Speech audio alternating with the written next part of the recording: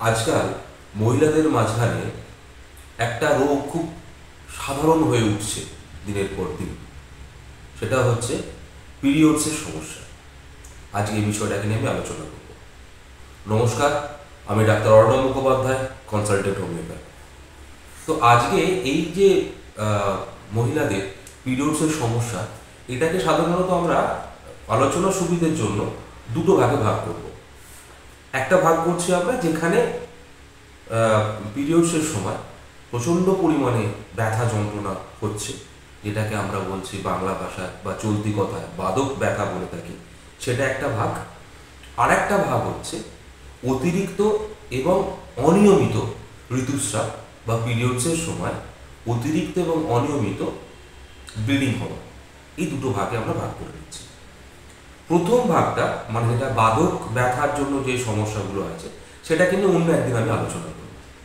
আজকে যে বিষয়টাকে নিয়ে আমি আলোচনা করব সেটা হচ্ছে যে অতিরিক্ত এবং অনিয়মিত ঋতুস্রাব কিভাবে হচ্ছে, তার ট্রিটমেন্ট কি হয়, আমরা কেমন করে রোগী দেখি, সেই বিষয়গুলো। তো এখানে দেখুন দুটো বিষয় বলেছি, একটা হচ্ছে অতিরিক্ত আর একটা হচ্ছে অনিয়মিত। তাহলে নিয়মিত কি না, সাধারণ সব মায়েরাই জানেন, সকল বোনেরাই জানেন, মেয়েরাই জানেন যে বিষয়টা কি না, মাসে একবার করে পিরিয়ডসটা হয়। এবং আমরা ফিজিওলজিক্যালি কি বলি ডাক্তারি ভাষায়, সেটা হচ্ছে যে 28 দিন প্লাস মাইনাস 4 দিন, মানে 24 থেকে 32 দিনের ভেতরে এটা ফিজিওলজিক্যালি ঠিক। আর একটা হচ্ছে 28 দিন প্লাস মাইনাস 7 দিন ক্লিনিক্যালি, মানে 21 থেকে 35 দিনের ভেতরে এটা নর্মাল। মানে এক মাসে একবার হবে কিংবা একটা মাস গ্যাপ যেতেও পারে, কিন্তু ম্যাক্সিমাম ডেটটা পিরিয়ডসের শুরু হওয়ার আগের থেকে, জাস্ট যেদিনকে শুরু হলো সেই দিন থেকে আমরা যদি প্রথম দিন কাউন্ট করি, তাহলে পিরিয়ডসটা 21 থেকে 35 দিনের ভেতরে যদি হয়, তাহলে সেটা নর্মাল হিসাবে ক্লিনিক্যালি ধরে নেওয়া হয়। কিন্তু এর সাথে যদি হিউজ পরিমাণে ব্লিডিং হতে শুরু করে, যদি প্রচুর পরিমাণে ব্লিডিং হয়, তখন রুগীরা কী করে, ডাক্তার দেখাতে গেছে এবং ডাক্তার দেখানোর পর কি টেস্ট হয়। সাধারণত এইরকম ঘটনাটা যে কারণের জন্য আমাদের প্রথমেই স্ট্রাইক করে মাথায় প্রতিটা ডাক্তারের, সেটা হচ্ছে যে ইউটেরাইন ফাইব্রয়েড হয়নি তো, মানে ইউট্রাসে কোনো টিউমার নেই তো। এটা চলতি কথায় বলি আর কি, আমরা বাচ্চার ঘরে টিউমার, ফুলের ঘরে টিউমার, টিউমার হয়নি তো। কারণ যদি টিউমার হয় তাহলে এরকম ধরনের ঘটনাটা ঘটতে পারে। আর আরও কিছু ক্ষেত্রে দেখতে পাওয়া যায় যে টিউমার ছাড়াও কিন্তু এরকম ব্লিডিং হতে পারে বা হয়ে থাকে। এবারে ধরুন যদি প্রথমেই আমরা অ্যালোপ্যাথি ট্রিটমেন্ট করছি বা অ্যালোপ্যাথি ডাক্তারের কাছে গেছি, যখনই দেখা যাচ্ছে যে ইউটেরাইন ফাইব্রয়েড হয়েছে, তখনই কিন্তু একটাই সিদ্ধান্ত নেওয়া হয়, সেটা হচ্ছে অপারেশন।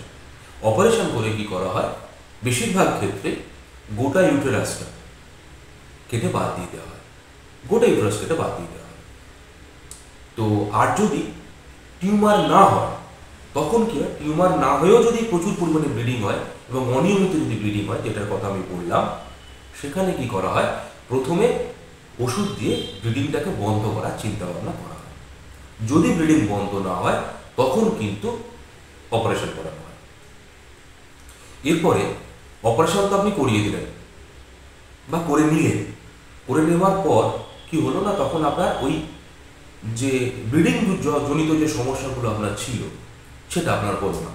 কিন্তু এর পরে কি হতে পারে, কারণ এই বিষয়টা কিন্তু সাধারণ মানুষ জানে না। তার প্রথমেই ভাবে অপারেশন করে দিই, আমি ঝামেলা থেকে মুক্ত বা আমি সমস্যা থেকে সমাধান করে দিলাম। এটা কিন্তু একদম ঠিক নয়, মোটেও ঠিক নয়। তার কারণ হচ্ছে যখনই আপনি ইউট্রাসটাকে কেটে অপারেশন করে দিচ্ছেন, ওটা তো শরীরের একটা অঙ্গ, যে অঙ্গটা খুব একটা আমি বলতে পারি ভাইটাল অর্গানের মতোই আর কি, যেটা দরকার আছে, যেটা আপনাকে একটি পুরুষ এবং নারীকে নারী তৈরি করেছে, সেটাই হচ্ছে আপনার ইউটেরাস এবং তাতে ফাংশনাল ওভারি। এইটা হচ্ছে ব্যাপার।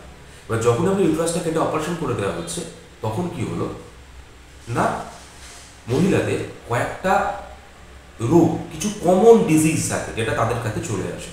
তার মাঝখানে একটা হচ্ছে কি না বাত, দু নম্বর কি না ডায়াবেটিস, 3 নম্বরে কি থাকে না নিউরোলজিক্যাল প্রবলেম, মানে নার্ভজনিত সমস্যা, 4 থাইরয়েডের সমস্যা, 5 হাই ব্লাড প্রেশার, মানে প্রেশারটা বেড়ে যাওয়া, 6 নম্বরে কি থাকে না কনস্টিপেশন বা স্টুল বাবেল মুভমেন্ট ঠিকঠাক নেই, পায়খানা পরিষ্কার হচ্ছে না, সাথে ইরিটেবিলিটি, মানে প্রচণ্ড পরিমাণে তার মেজাজ খারাপ হচ্ছে, মুড সুইং চলছে।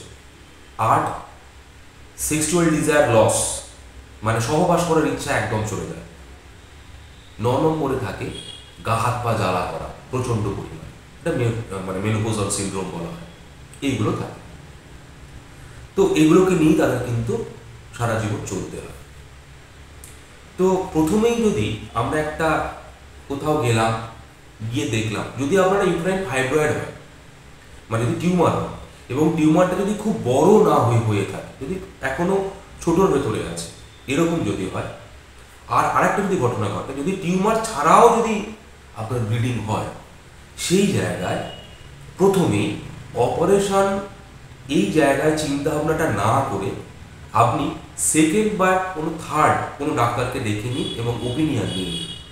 হয়তো তাদের কাছে একজন যিনি বলছেন যারা অপারেশন ছাড়া কোনো উপায় নেই, দ্বিতীয়ত বা তৃতীয় কোনো ডাক্তার, মানে সেকেন্ড বা থার্ড ওপিনিয়ন নিলে কিন্তু সেখানে দেখা যেতে পারে যে অপারেশন ছাড়াও আপনার ওই সমস্যার কিন্তু সমাধান হতে পারে।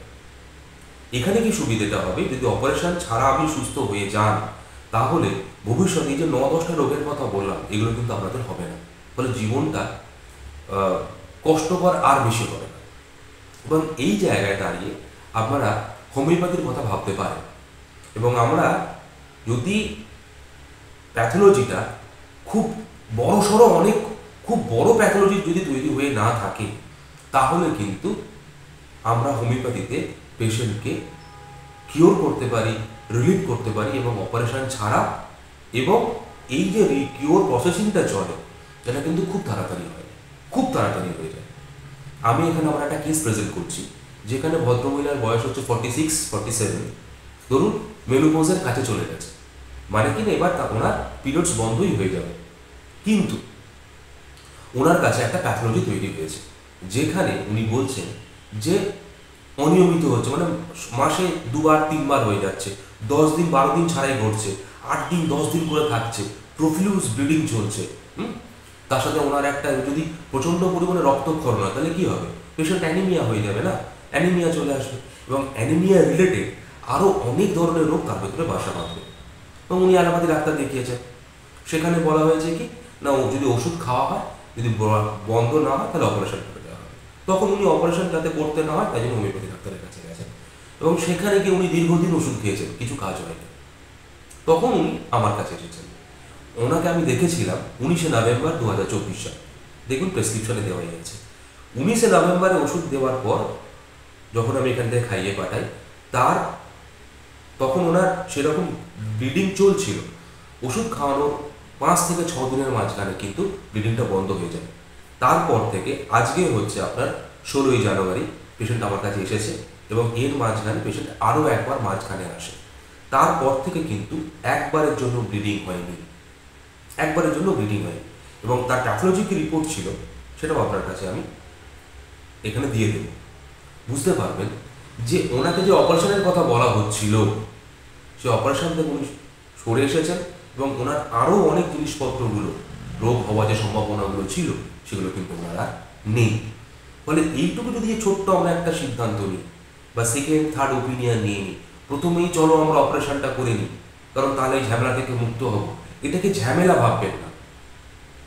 যে কোনো রোগ এলে একজনের কাছে তার যদি সুরাহা না হয়, অন্যজনের কাছে তার সুরাহা হতে পারে।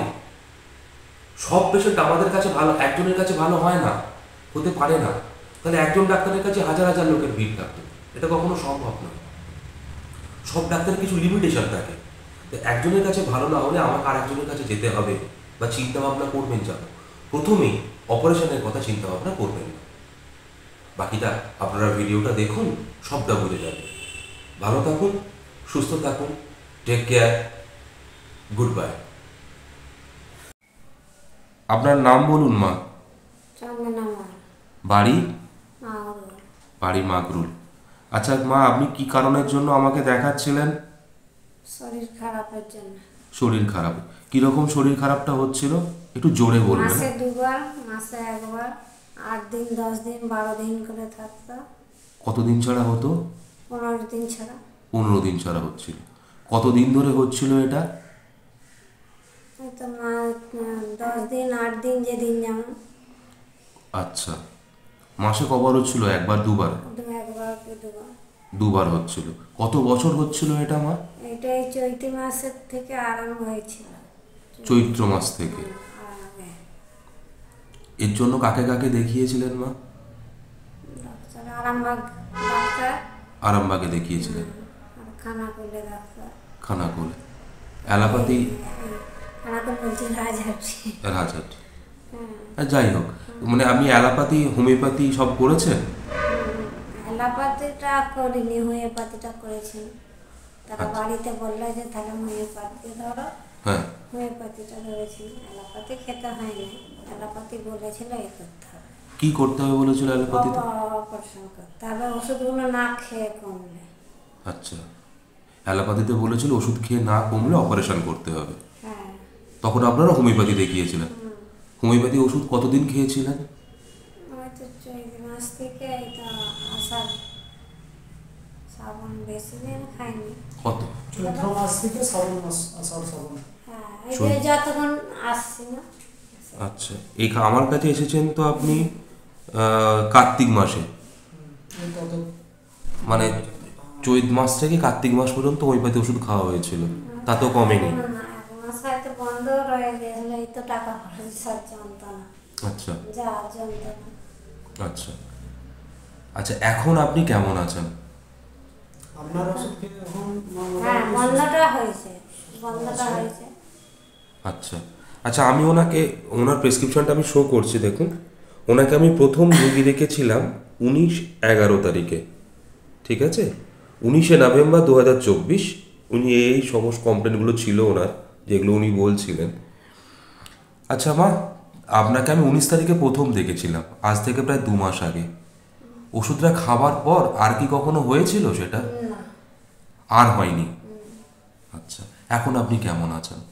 এখন ওই যে মাঝে মাঝে পেটে লাগবে, দুবার লাগবে, 4বার লাগবে, এরকম করে লাগে। আচ্ছা, এখনো মাঝে মধ্যে পেটে লাগছে। আচ্ছা, আপনি কি বুঝতে পারছেন? একটু স্বাভাবিকের দিকে যাচ্ছে আস্তে আস্তে। একটু এগিয়ে আসুন আপনি। মা একটু অনেকটা আপনার ওষুধগুলো খেয়ে হুম। অনেকটা সুস্থর দিকেই আছে দেখতে পাচ্ছি। আচ্ছা। আবার আপনি তো এই মাসের ওষুধটা দেখবেন বলছেন, হুম। দেখা যাক। আচ্ছা, ওনাকে তারপরে আমি 19/11 তারিখের পরে সেকেন্ড একই জিনিস, এটাকে এসওএসে রাখি, এটা খাওয়াতে হয়নি, ডিএনএসটা খাওয়াতে হয়নি। আমি ওনাকে দেখেছিলাম 10-12 তারিখে, 10ই ডিসেম্বর। তো এর মাঝখান থেকে আর কোনো ব্লিডিং হয়নি ওনার। তো আজকে দেখুন, আর একটা আলট্রাসোনোগ্রাফি করা হয়েছে, রিপোর্ট মোটামুটি একই আছে, কিন্তু ব্লিডিংটা হয়নি। তো 1 মাস আমি ওনাকে বলছি দেখার জন্য, যদি আর না ব্লিডিং হয় দেন কী হবে, ওষুধটাকে আর খাওয়ানোর দরকার নেই, অবশ্যই। ওষুধ আর ট্রিটমেন্টে দরকার হবে না। যদি কখনো সমস্যা হয় তখন দেখা যাবে, ঠিক আছে? তাহলে আচ্ছা, আপনাদের এই ভিডিওটা তো আমাদের তো একটা এডুকেশনাল ভিডিও, যাতে মানুষ জানতে পারে, এটা কি আমি আপনার ফেসবুক ইউটিউবে দিতে পারি? অবশ্যই। মা, আমি কি আপনার ভিডিওটা ফেসবুক ইউটিউবে দিতে পারি? ছেলেই যা করবে, আমি কি আর এইসব। আপনার কি মতামত? দিলে 10 জন লোক জানতে পারবে। ছেলেই দেবে। দিলে 10 জনের ভালো হবে দেখে হ্যাঁ। আপনি দিবেন। দিলে তো মানুষ দেখলে যাদের এই সমস্যাটা হচ্ছে তারা তো 10 জন দেখে একটু সচেতন হবে অন্য ডাক্তার। 100 বার। সেই জন্য আপনি ভিডিওটা পোস্ট করতে পারেন। কারণ আসলে কি হচ্ছে, যখন অপারেশন করা হচ্ছে, এই Operation-এর পর- বাচ্চার ঘর বা যেটাকে বাংলায় ফুলের ঘর বলা হয়, যখন অপারেশনটা করে দেওয়া হয়, তারপরে অনেক মায়েদের অনেক কষ্ট হয়, মেয়েদের অনেক কষ্ট হয়। তার মাঝখানে প্রথম কি থাকে না, বাত চলে আসে, তারপর সুগার, হাই প্রেশার, থাইরয়েডের সমস্যা, গা হাত পার যন্ত্রণা, নার্ভের কিছু শুধু সমস্যা, এগুলো লেগেই থাকে। হ্যাঁ, তারপরে গা হাত পায়ে জ্বালা, মাথা জ্বালা করা, এইগুলো সমস্যাগুলো থাকে। কিন্তু যদি কোনো আমরা অঙ্গটাকে বাঁচিয়ে রেখে অপারেশন না করে সুস্থ করতে পারি, সেটাই মনে হয় ভালো হয়। হুম। তো দেখুন, অন্য জায়গাতেও হোমিওপ্যাথি করা হয়েছিল, তো আমরা আলাদাভাবে চেষ্টা করেছি। Thank you. আপনাদের ভিডিওটা আমি ইউটিউবে, ফেসবুকে দিয়ে দেবো মা।